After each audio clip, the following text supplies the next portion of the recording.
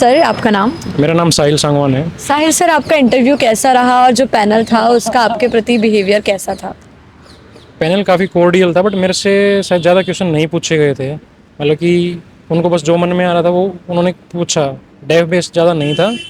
Of course जैसे हरियाणा से हूँ तो हरियाणा से एक दो क्वेश्चन थे, दिल्ली से DU यूनिवर्सिटी से थे, और ज़्यादा कुछ फैक्चुअल बेस्ड नहीं था, टोटली ओपिनियन बेस्ड क्वेश्चन थे।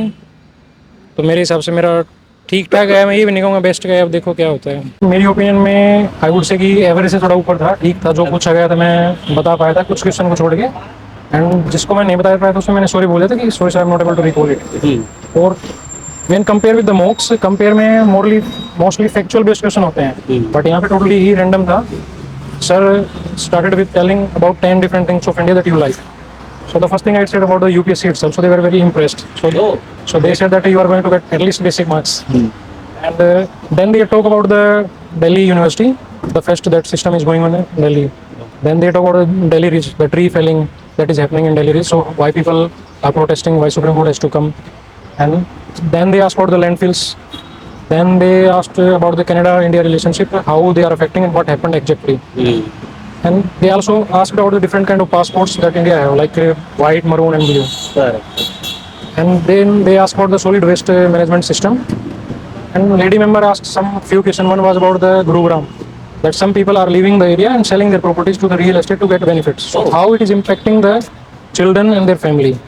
So like I told them, gaining income by shortcuts, so it impacts their future. So they can think that they are going to get money easily. I'm only able to recall these kind of questions. So What are those questions which you have not replied?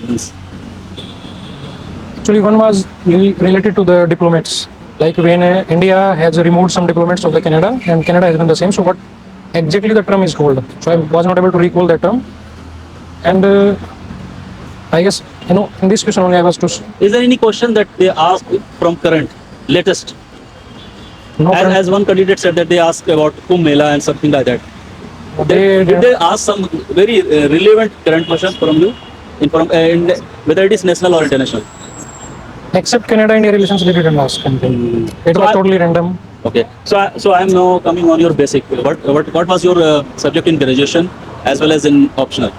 I have done BSc Mathematics honors from the Oh. Raj College, so my optional was mathematics also. You are from he's the only candidate who is from mathematics, and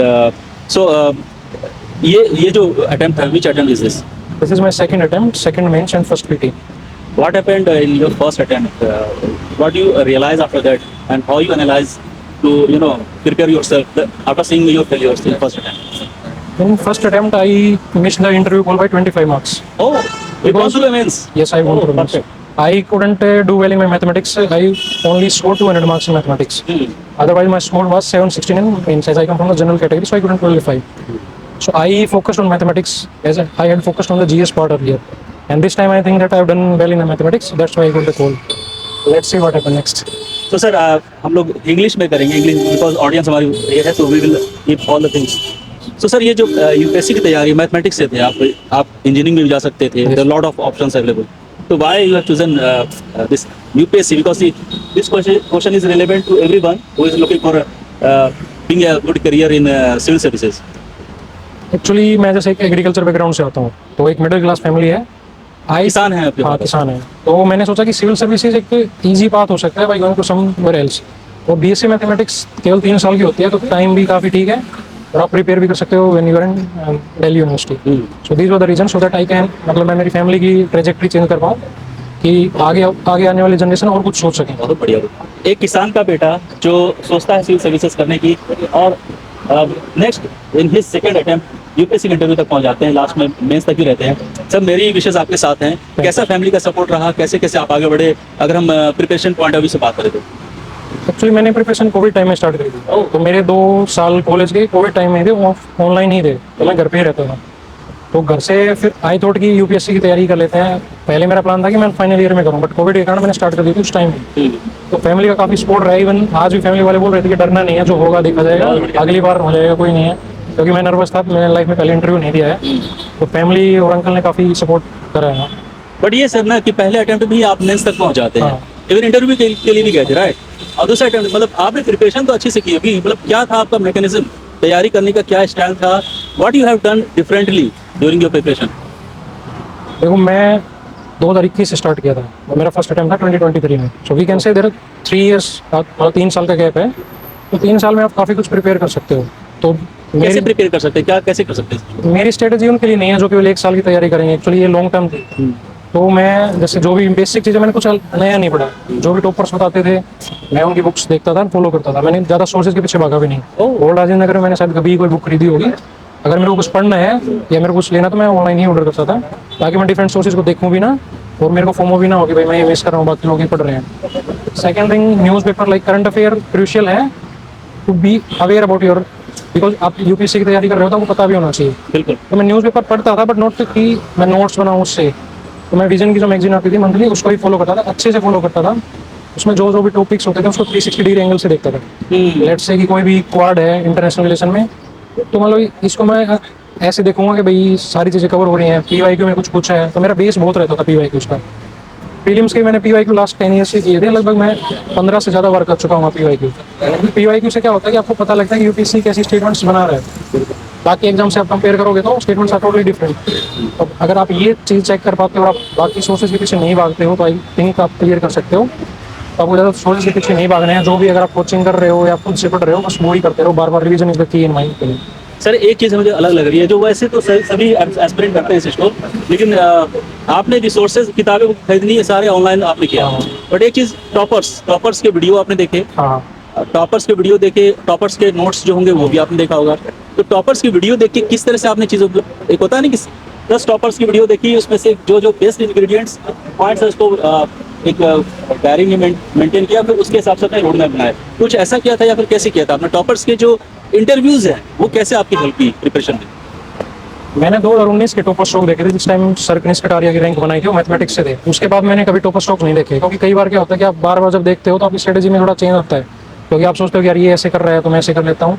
तो आपको सबसे पहले अपने toppers identify करने हैं। For example कि आपका optional क्या है। अगर मान लो मेरा मैथ्स है तो मैथ्स वाले ही टॉपर को फॉलो करूँ, रेदर देन कि कोई। अब वहाँ स्टिक कर देना आपने। हाँ, फिर उसने कैसे जीएस को किया साथ साथ, क्योंकि मैथ्स में होता है आपको 50% टाइम ज़्यादा देना पड़ता है as compare to other option. तो फिर मैं एक बार मैंने जैसे स्ट्रेटजी जैसे कनिष्क कटारिया सर इनकी देखी, उसके बाद मैंने कभी टॉपर स्टॉक्स नहीं देखे हैं। बहुत बढ़िया, बहुत बढ़िया। तो इससे क्या होगा, मैं स्टिक करा उसी स्ट्रेटजी से। दैट्स व्हाई मैं आज इंटरव्यू पे पहुंचा हूँ। और उनके सर ने अपना सीक्रेट बता दिया आप सभी के लिए, इसका यूज जरूर कीजिएगा। सर अभी क्या हो रहा है कि प्री में चीज़ें आजकल ऑब्वियसली 2024 के क्वेश्चन तो ठीक ठाक थे, लेकिन अनप्रेडिक्टेबल है यूपीएससी। अब नेक्स्ट 2025 में जो मई में होना है उसमें किस तरह के सीसेट हो सकते हैं, किस तरह से क्वेश्चन हो सकते हैं। Because you are from mathematics, आप सीसेट को कैसे देखते हैं सर? क्या एक नॉर्मल नॉन मैथमेटिकल बैकग्राउंड का बच्चा भी सीसेट क्लियर कर सकता है? अगर कर सकता है तो उसको किस तरह से प्रिपरेशन करनी चाहिए सीसेट के लिए? तो मेरे हिसाब से जैसे 2023 का जो पेपर था वो काफ़ी मुश्किल था। सीसेट भी काफ़ी मुश्किल था। मैथ्स वाले बच्चे भी बोल रहे थे कि काफ़ी डिफिकल्ट था। मेरे को भी एक बार डर लग गया था कि मेरा होगा या नहीं होगा। बट आपको थोड़ा केवल मैथ्स पार्ट पे या लॉजिकल इन पे फोकस नहीं करना है, बाकी जो कंप्रीहेंशन आती है उसको भी अच्छे से करना है। कैसे करना है सर? क्या तरीका होना चाहिए? कहाँ पढ़े, कैसे पढ़े, क्या बेस्ट प्रैक्टिसेस होनी चाहिए उसके लिए? सर बेस्ट प्रैक्टिस है पीवाईक्यूज। आप अगर लास्ट 10 ईयर की कंप्रीहेंशन सोल्व कर रहे हो तो आप कई बार इमोशंस में आगे टिक कर देते हो कि मेरे हिसाब से ये ऑप्शन सही है। अच्छा। बट आपको एक बार देखना कि यूपीएससी उसको किस चीज़ से सोच रही है, आप डिस्कस कर सकते हो अपने पीयर ग्रुप में। इससे क्या होगा कि आपका माइंड ऐसे ही डेवलप हो जाएगा जैसे यूपीएससी सोच रही है, ना कि आपको जो आता है। बिल्कुल। और फिर क्या है कि मैथमेटिक्स की तरफ भी आपको ध्यान देना है, क्योंकि अकेला आप उसको कंप्रीहेंशन पे करके नहीं कर सकते आज के टाइम में। तो वो मैथ्स वाले बच्चों को भी देखना है कि भाई एप्टीट्यूड अगर आपका अच्छा है या नहीं, आप बेसिक कैलकुलेशन कर पा रहे हो नहीं पा रहे हो। मेरे हिसाब से अगर आप कहीं से कोचिंग कर रहे हो तो करवा ही रहे होंगे। अदरवाइज मैंने तो, मेरा मैथ्स बैकग्राउंड है तो मैं ज़्यादा सीसेट के बारे में बता नहीं पाऊंगा। तो बस मेरा ये था कि अगर यूट्यूब से देख सकते हो जितना भी आप, जो भी मैराथन क्लासेज होते हैं तो उससे मेरे हिसाब से हो जाना चाहिए। सर ये मैथमेटिक्स में भी मॉक्स वगैरह आपके, जैसे मेंस की बात करें तो मेंस में मॉक्स वगैरह आपके होते थे, कैसे करते थे इसके? किस लेवल पे होता है दिल्ली में मॉक वगैरह इसके मैथमेटिक्स ऑप्शनल के लिए? देखो मैं आंसर राइटिंग की बात करें, मैं तो घर पे ही रहता था, मैं दिल्ली नहीं था। आप कहाँ से रहे सर? मैं हरियाणा चरखी दादरी से हूँ। तो आप दिल्ली में कभी नहीं आया? मतलब मैंने कॉलेज किया है, बट मैं जब मेरा फर्स्ट मेंस नहीं हुआ था उसके बाद मैं घर पे चला गया था। सेकंड अटेम्प्ट के लिए मैंने घर से 1 साल तैयारी करी है। तो एक्चुअली ऐड मैं प्रिंट रेट हूँ, तो मेरे को टेस्ट सीरीज मैंने जो ज्वाइन कर रखी थी, प्रिंट लेता था, लिखता था, उनको अपलोड कर देता था वेबसाइट पे। वो चेक करके मेरे को भेज देते थे भाई क्या कमी है क्या नहीं है। मतलब यूपीएससी की प्रिपरेशन के लिए दिल्ली आने की जरूरत ज्यादा नहीं है? नहीं, मेरे हिसाब से नहीं है। आजकल इंटरनेट हर जगह पे है।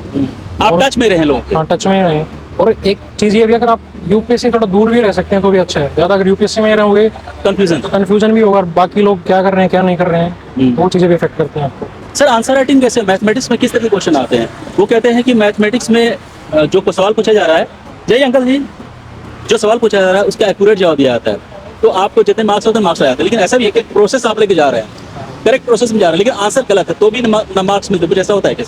नहीं, मेरे हिसाब से तो नहीं होता है, क्योंकि अच्छा। लास्ट ईयर मेरा मैथ्स ही खराब गया था, तो मेरे नहीं कुछ पता है, ऊपर से मैंने पूरा सारा ठीक किया, बीच में जाके कैलकुलेशन कुछ गड़बड़ी हो गई, लेकिन ओवरऑल 90% एज ए प्रोसेस आपने सही किया उस मैथमेटिक्स पे आंसर बनाने देखो, के अगर लिए। आंसर में थोड़ा बहुत गलत है कि मान लो कुछ रूट रह गया, कुछ प्लस माइनस का दिक्कत होगा, तो मेरे हिसाब से नंबर मिलते हैं। मिलते हैं। बट लेकिन आप पूरा ही गलत कर रहे हो, बट फिर भी तो नहीं मिलते हैं, बाइनरी मार्क्स ही होती है। कौन सी बुक्स हमें फॉलो करने चाहिए ऑप्शनल मैथमेटिक्स के लिए आपके साथ? मैंने तो ज़्यादातर IMS के नोट्स ही फॉलो किए हैं, और मैथ उसके फिजिक्स पार्ट के लिए आप कृष्णा सीरीज की बुक फॉलो कर सकते हो। सर ये एक बहुत बड़ी उपलब्धि है कि आप दोबारा इंटरव्यू के लिए आए, इसका क्रेडिट किसको देना चाहते हैं? ऑब्वियसली आपके गुरु होंगे, मेंटोर होंगे, कोचिंग होंगे, फादर होंगे, पेरेंट्स भी हो सकते हैं, यहाँ पे कोई दोस्त भी हो सकते हैं। एक होता है ना कलेक्टिव एफर्ट्स होती है, कैसे देखते हैं? अकेले तो इंसान आइसोलेशन में कुछ नहीं कर सकता है, एक कलेक्टिव सपोर्ट, एक सिस्टम है हमारे यहाँ, तो कैसे देखते हैं कौन है इसके पीछे जो आपको यहाँ तक लेकर आया?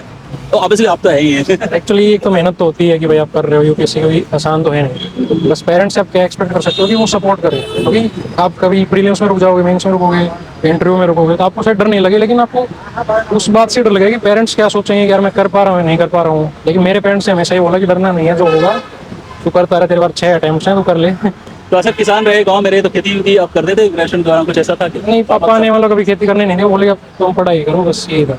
चलिए सर, आपसे मैं मोटिवेट हुआ आज, क्योंकि रीज़न ये है कि बहुत ही सर बहुत ही कूल, काम और कंपोज लग रहे हैं, और इनकी जो कंसिस्टेंसी है, प्रोग्रेस है, वो बहुत अच्छी रही है। पहले अटेम्प्ट में पहुंच जाते हैं इंटरव्यू तक इस बार भी। और sir wish you all the best, thank you sir. And I want to see you in holy PDF. Thank you very much.